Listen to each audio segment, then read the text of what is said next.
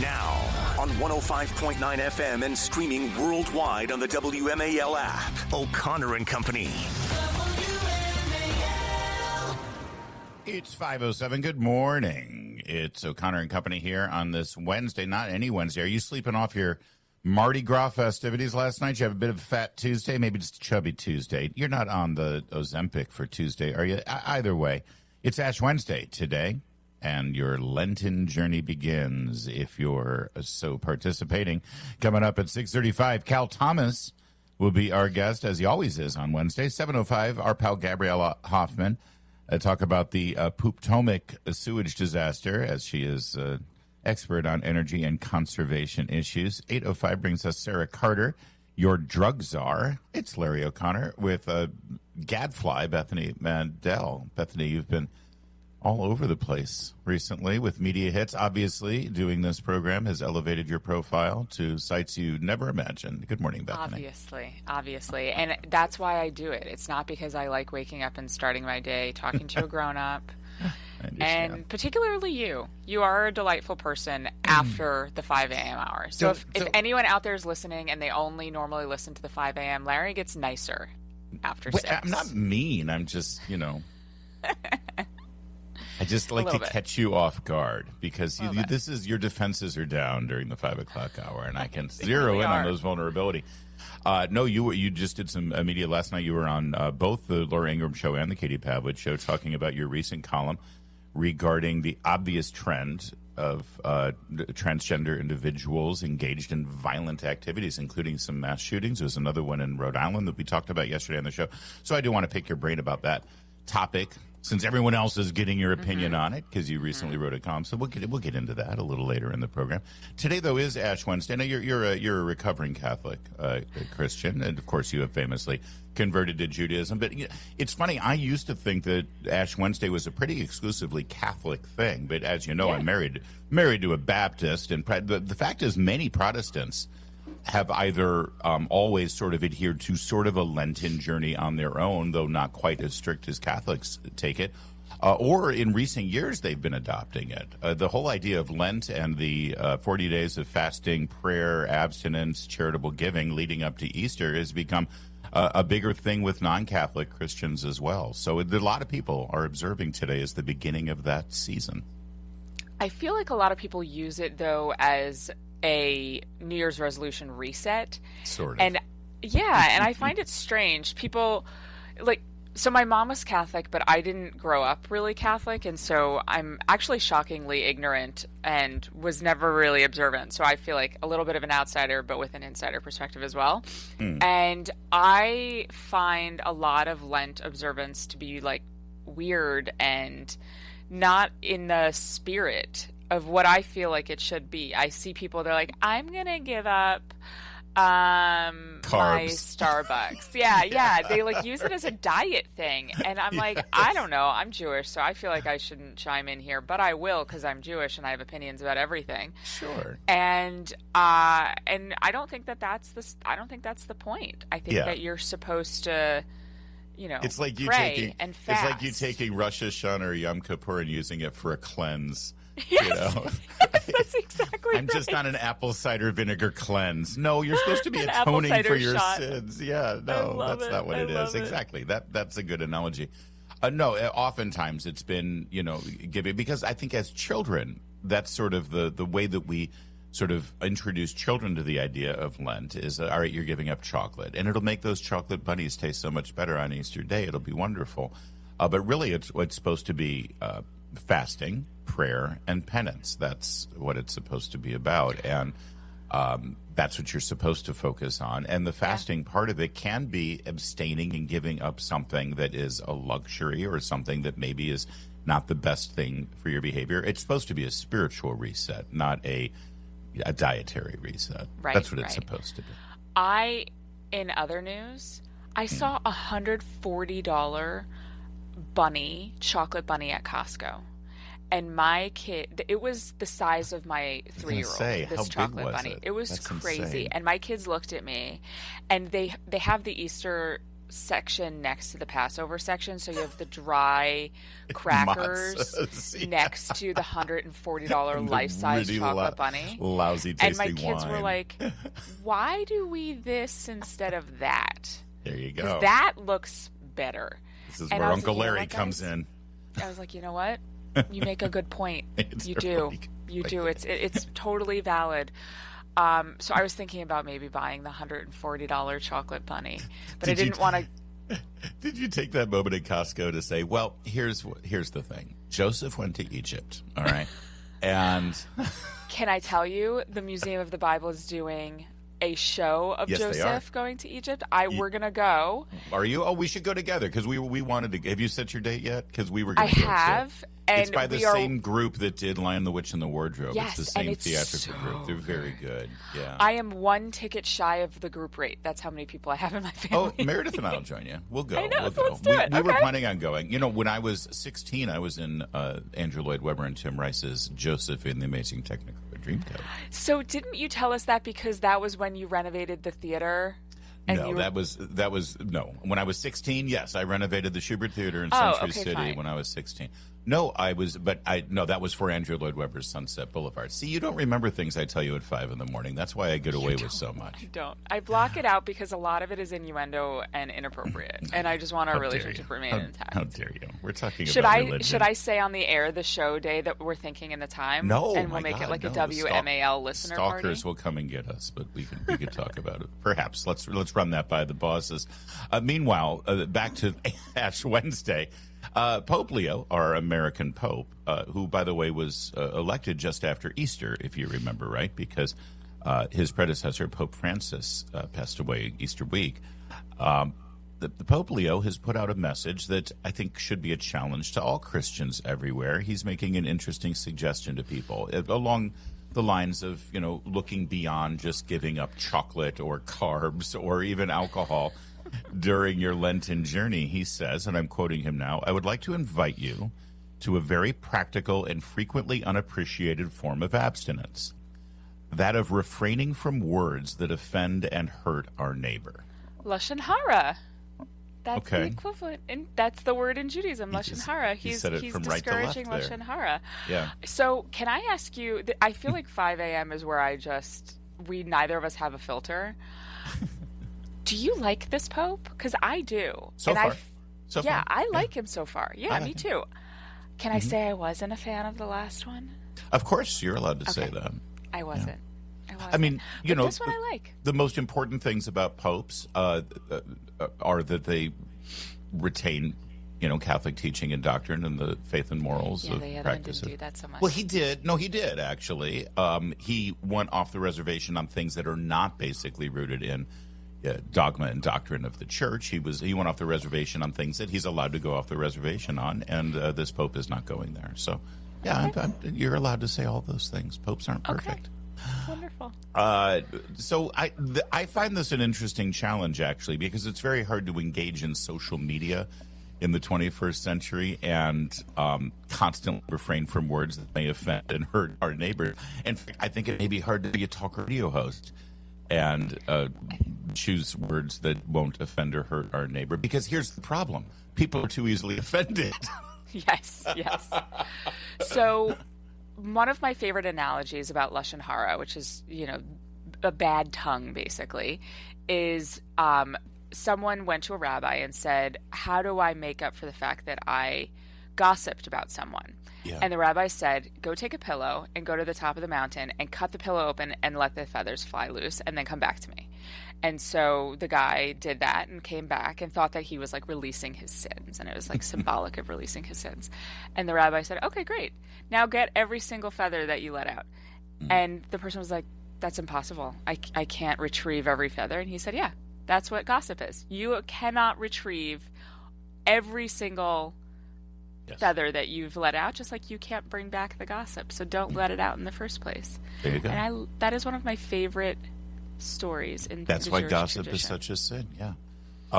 So can it's so much fun. Can I talk to you about some of the group chats you may be on, Bethany? It's 5:16. So now here we go. It's Ash Wednesday. The Pope says that he wants us to refrain from words that offend and hurt our neighbor, and yet when you deal with, sometimes facts offend people and hurt people, and we're just dealing with facts here, having to do with this murder of multiple individuals at a hockey game in Providence, Rhode Island.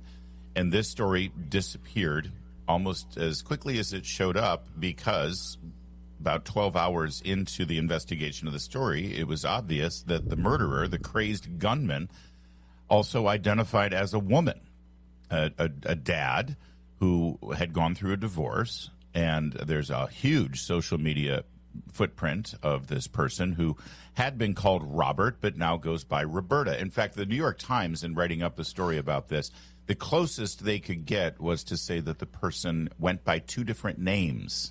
I was just pulling that up to quote that because it was my favorite new way that the media is trying to figure out how they can avoid saying that the person was transgender. Yeah. Good Morning America did the same thing. Although it's funny now, and I don't know if you noticed this yesterday, Bethany, because I do want to draw on your column that you wrote at the New York Post, which is basically the media has to stop gaslighting us about the trend of transgender violence, because there certainly does seem to be a trend. But what I did notice yesterday, Good Morning America had a whole segment about this, and they didn't seem to hesitate in calling this person a man. And wow, seriously? Yes. Well, that's the thing. I think the choice that they're making now is that as soon as a transgender individual acts violent, well, then they no longer get the benefit. Anymore. Yeah, they're not transgender anymore, right? That seems to be what it is. So I was on Katie Pavlich's New News Nation show, which everyone should watch, last night. And on her show, I was up against Brad Palumbo. And Brad is a friend of mine, but Brad kept claiming that, you know, it's a minuscule amount of the population who are committing mass atrocities, which is true. Not every single transgender individual is a mass shooter. Nobody. But he was pulling up numbers, and I went at him. I was like, wait a second, we don't have numbers, we don't have stats, because during this Rhode Island press conference, the sheriff said it's not relevant if this person was transgender, and they were using his preferred pronouns. There is no way to accurately know the stats because everyone's in on it. The media's in on it. Law enforcement are in on it. There's no way to know. And this obfuscation, I can't say that word, is an intentional way that they are protecting the trans community from the consequences of the ideology that they're shoving down these people's throats and all of our throats. That's right. The congressperson referred to as Sarah McBride. If you dare to say that that's a dude named Tim McBride and it's a congressman, you're drummed out of society. So all the references in the media is this is a woman, this is a woman, this is a woman, and so there is no way to act. They do the same thing with illegal immigration, by the way. Oh, illegal immigrants account for very little crime compared to citizens. Oh, really? Show me the jurisdictions that actually make note of their immigration status when they're arrested, because most major cities refuse to do that. So there are no statistics to accurately give us this information. Also, by the way, this whole idea of, it's a very small, minuscule percentage of a percentage that engage in this, they don't give that grace and charitable analysis when it's a white, straight man committing a violent act. All you hear is this whole idea is like, you can't say this about all transgender. Well, it doesn't stop them from saying it all about all white Christian straight men when a white Christian straight man engages in a violent act. That's the full narrative you get from the mainstream media. One of the most shocking things that happened in the wake of the shooting that happened in Tennessee and Nashville at the Covenant School was that leftist protesters were caught on video holding up an extra finger during a moment of silence. So six people, including mostly children, were killed, and the progressive protesters held up a seventh finger because they wanted to make sure that the perpetrator, the murderer, was counted as a victim. This is the warped brains that these people occupy, and I don't know how you get through to people like that. I was asked yesterday, I did the morning meeting with Mark Halperin yesterday on the two-way platform, and he asked me, why is it the media doesn't cover these stories in the way that, brings all of the facts to the table. And I said there's two reasons. First of all, there was a really bad depiction and stereotypes of gay people in the media decades and decades ago, and there was a movement within Hollywood and also within the news media to break away from certain stereotypes that were used, and that was a positive thing, and I agreed with that. Part of that has now gotten in the way of actually reporting the truth and reporting the facts, because sometimes facts can fit into a preconceived stereotype, but that doesn't mean you should stop reporting the facts. But the other reason, I think, then the main reason, is that to acknowledge that there is a trend of violence that you acknowledge in your post column that you put together, is to then draw a connection between the transgender movement and the explosion of transgender identity to a mental illness problem. Yeah. That's the issue they don't want to confront. That A, there may be a root in mental illness and the whole transgender phenomenon to begin with, and B, maybe pumping people full of pharmaceuticals that screw with their chemistry might be exacerbating the problem, not fixing the problem. Yeah, I mean, it's roid rage. I don't understand. It's in our lexicon, this idea of roid rage, that you can get so hyped up and so out of control on hormones that you are unable to make good decisions. And yet, this conversation never comes up about people who already have pre-existing mental illness. Right. If you think that you are a different gender, if you think you're the wrong gender, you are mentally ill. That's not an insult. It's not marginalizing you. It's just the reality. And I said this on Laura Ingram's show last night, and I've been saying it for years. It's the only form of mental illness that we affirm. We don't tell people with schizophrenia, I hear the voices too. Right. We don't tell people with anorexia, yes, your butt looks fat in those pants. That's not a thing that we affirm in any other circumstance, and we need to stop affirming it here. Well said. It's 5:25. Now, on 105.9 FM and streaming worldwide on the WMAL app, O'Connor and Company. WMAL.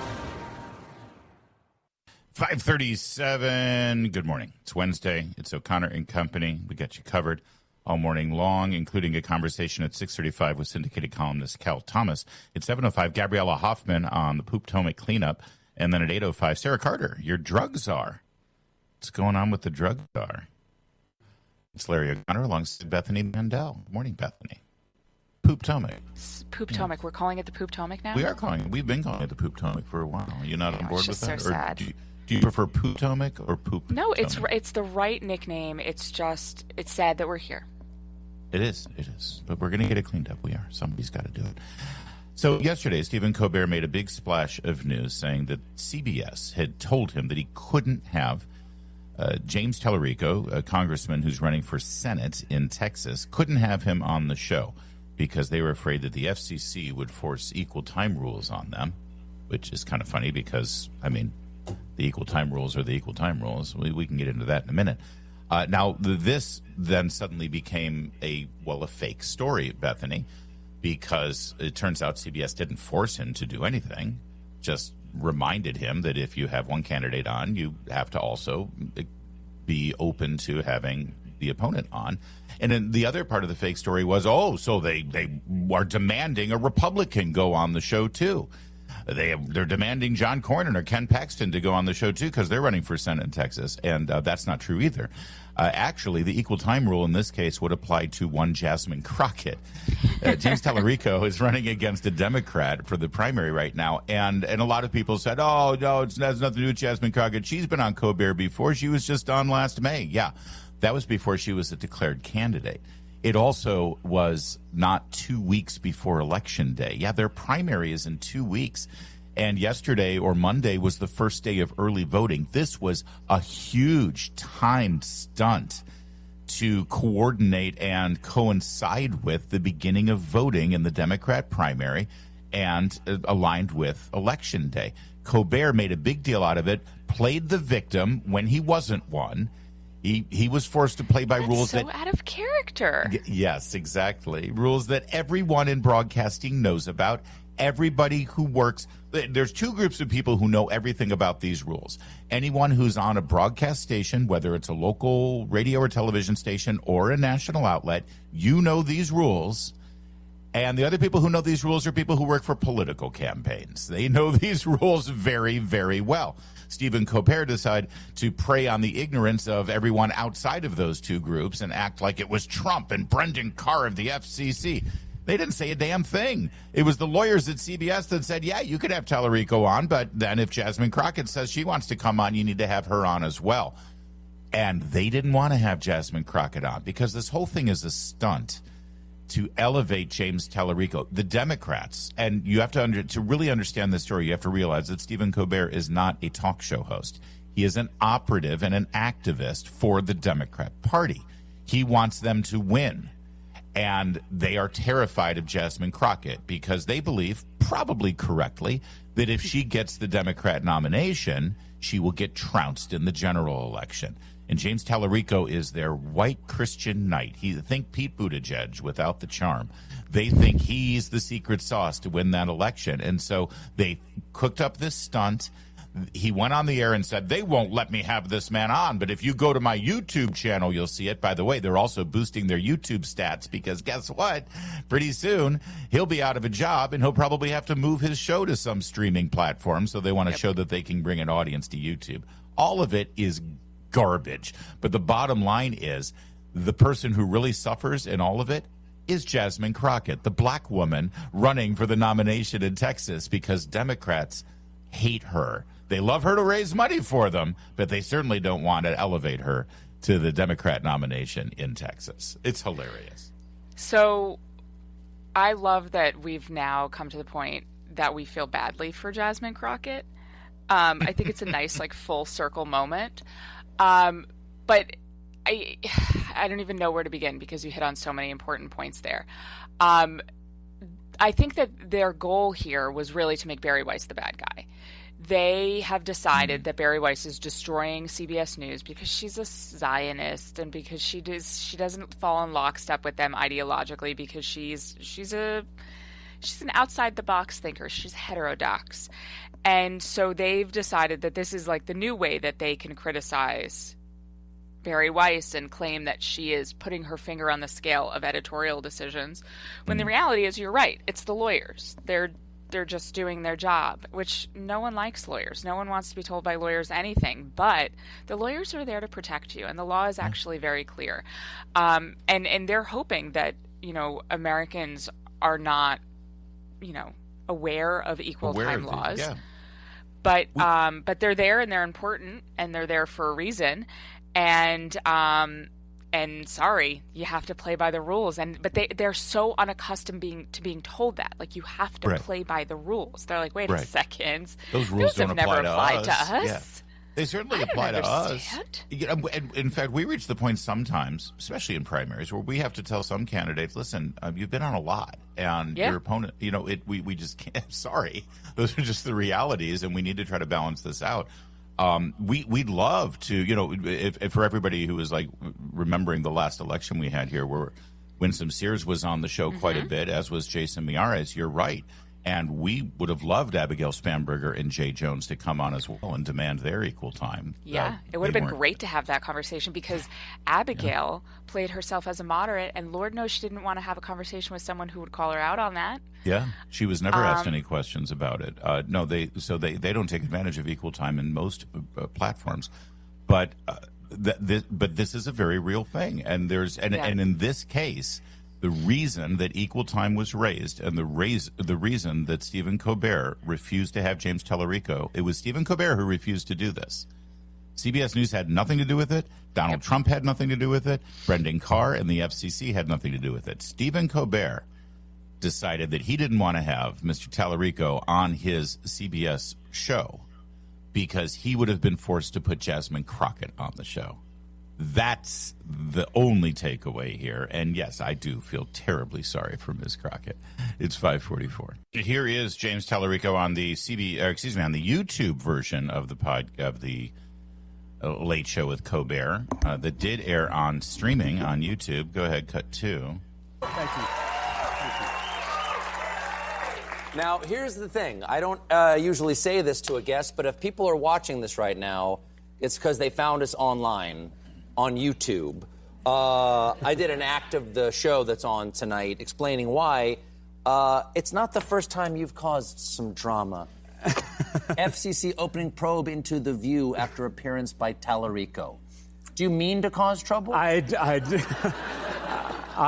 think that Donald Trump is worried that we're about to flip Texas. There you go. It's Trump. That's See, it's all Trump's fault. No truth to it. Somebody's worried, but it's not Trump. It's Tallarico and the Democrat establishment because they're worried about Jasmine Crockett. Congresswoman Crockett spoke to this yesterday, and she sort of danced around it a little bit, but she got to the truth. Here, listen. Not fully, and I'm waiting on a statement. I have done Colbert a number of times. If you paid attention, I've done Colbert a number of times. I've done The View a number of times. I've done Kimmel a number of times. I've done all these shows a number of times. We did receive information suggesting that the federal government did not shut down this segment, number one. That is my understanding, that the federal government didn't shut this down. And we will do an official statement once we get another official statement that we anticipate is going to be coming. There you go. Paramount. She's right. The federal government had nothing to do with it. She's dancing around it because, well, she doesn't want to, tick off. I mean, it's embarrassing.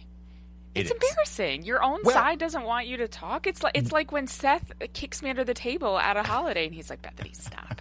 That's what the Democrats are doing right now. Well, yeah, but she could make it and say, "I am so dangerous, even the Democrat establishment don't want me." I mean, she could ride that into victory if she wanted to play that game, but I guess she's not really interested in it. That invites questions about why the Democrat establishment don't want you.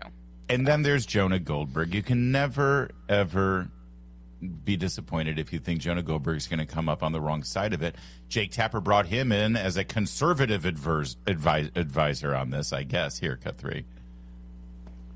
So you and I are old enough to remember, Jonah, that when Trump was elected in 2024, that there was a huge hue and cry from conservatives and libertarians that there would be free speech. And in fact, Trump said something about that, I think in his address to a joint session of Congress, that finally there's going to be free speech returned. It doesn't really seem that way. And even with this news exemption, he goes after news shows all the time.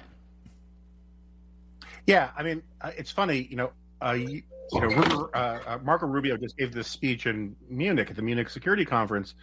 J.D. Vance gave that speech a year ago, and most of that speech was dedicated to the idea that America now defends free speech, unlike the prior administration, and everyone needs to follow America's example of actually extolling free speech.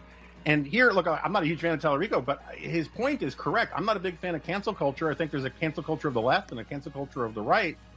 But the argument from conservatives was always that, it's the most dangerous kind is when the federal government uses the power of the state to impose its will on free speech. And we've seen this cycle with lawfare, with violations of norms. One side violates the norms and then another side gets into power and violates them even more because they use that precedent. We can talk about that with things like the filibuster or all sorts of things. If you don't think there'll be enormous pressure on the next Democratic administration to play tit for tat against right-wing talk radio, I think you're crazy. Of course they're going to try and do that. And that's why you're supposed to have neutral rules. They can try, but again, he's mixing up equal time with the fairness doctrine. Now, the fairness doctrine kept talk radio from flourishing because if you had a host expressing one opinion, you were obliged under the fairness doctrine to have another host express the opposite opinion. That's different than equal time. I promise you, Jonah, and God, bless you. Why don't you talk to someone who knows about this? Here's the problem. Talk radio hosts won't talk to Jonah Goldberg anymore, nor is he interested in talking to talk radio hosts. This only applies to booking a guest. And I assure you, so-called right-wing talk radio would love to have Democrats come on their show. It's great radio. Please, we're begging for it to happen. We don't need the equal time law. We'll give them as much time as they'd like. That's right. That's right. I mean, I'm honestly surprised that someone who works in media for as long as Jonah has is ignorant of the difference between these two. It feels very inside baseball, but it's not, because it shows a fundamental not understanding of how this works. But it also just it shows a fundamental misunderstanding of why this played out it wasn't because Donald Trump is afraid, or that the FCC, Brendan Carr got involved, or Barry Weiss got involved. What are they doing? But they are so eager to jump on that, and it is a reflex. And they'll immediately say, well, clearly this is Trump being the authoritarian and silencing free speech and violating the First Amendment. And they don't even have to ask a secondary question. As soon as that is floated, as it was in this case, they immediately jump on board. Yeah. And it's not at all the case. This is a law that goes back to the 30s. It's 5:55.